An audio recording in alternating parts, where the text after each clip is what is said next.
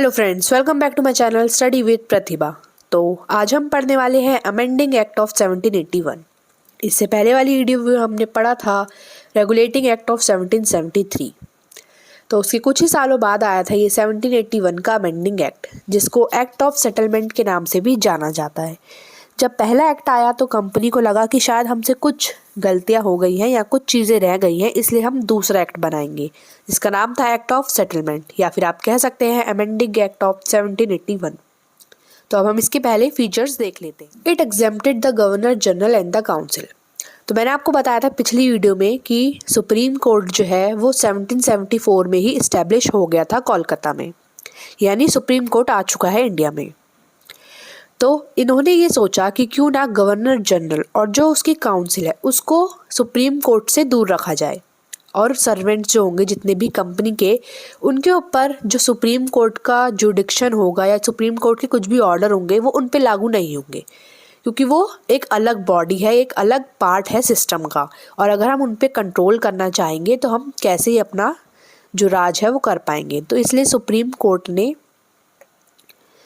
Court के under जितने भी रूल आएंगे वो उन पर लागू नहीं किए जाएंगे। सेकंड पॉइंट था it excluded the revenue matters. Supreme court जो है किसी भी रिवेन्यू मैटर्स को नहीं देख सकता, यानी जितना भी उनके रिवेन्यू मैटर्स हैं, पैसों से रिलेटेड जो भी उनका काम चल रहा है, वो सारा कलेक्शन जो है वो सिर्फ गवर्नर जनरल और उसके काउंसिल के हाथ में ही रहेगा। सुप्रीम कोर्ट इसमें दखलंदाजी ना करे। थर्ड पॉइंट दिया था कि इसमें बताया गया था कि सुप्रीम कोर्ट को एक ताकत दी गई थी पर्सनल लॉ की। जब ब्रिटिश हमारे इंडिया में नहीं आए थे तो उससे पहले जो लॉ था वो इसी अकॉर्डिंग चल रहा था। जो हिंदू थे वो हिंदू लॉ मानते थे और जो मुस्लिम थे वो मोहम्मद लॉ मानते थे। लेकिन फिर जब सुप्रीम कोर्ट आया तो उन्होंने सोचा कि क्यों ना हम इनके लॉ को, इनके कानून को अपने अंदर अपने ही पर्सनल लॉ में मिला लेते हैं, जिससे इनको लगे कि हम इनके साथ ही काम कर रहे हैं, हम इनके साथ ही हैं। तो इस तरीके से हमारे दूसरे जो लॉ हैं वो निकल के आए और इन्हीं से मिलजुल के वो बनाए गए थे। नेक्स्ट पॉइंट में दिया है फोर्थ में कि जो भी प्रोविंशियल कोर्ट्स थे, यानी जो राजा थे उनके अंडर में कोर्ट्स वगैरह आते थे,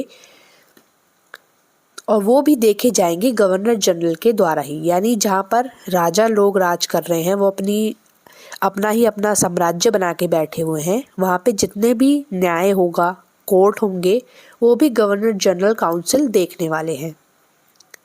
फिफ्थ पॉइंट में दिया है जो गवर्नर जनरल काउंसिल है वो ही रेगुलेटिंग एक्ट, यानी जितने भी रेगुलेशंस रूल्स वगैरह बनाएंगे प्रोविंशियल कोर्ट के लिए और उसके काउंसिल के लिए, वो गवर्नर जनरल ही बनाएंगे। यानी सुप्रीम कोर्ट तो अलग ही सिस्टम चल रहा है जो गवर्नर जनरल और उसकी काउंसिल पे लागू नहीं होता। गवर्नर जनरल और काउंसिल अगर कुछ काम करेंगे तो वो ये करेंगे कि जितने भी कोर्ट हैं, प्रोविंशियल कोर्ट और उनकी जो काउंसिल है, वहाँ पर रूल वो ही बनाएंगे। और इसी के साथ आपकी वीडियो ख़त्म होती है।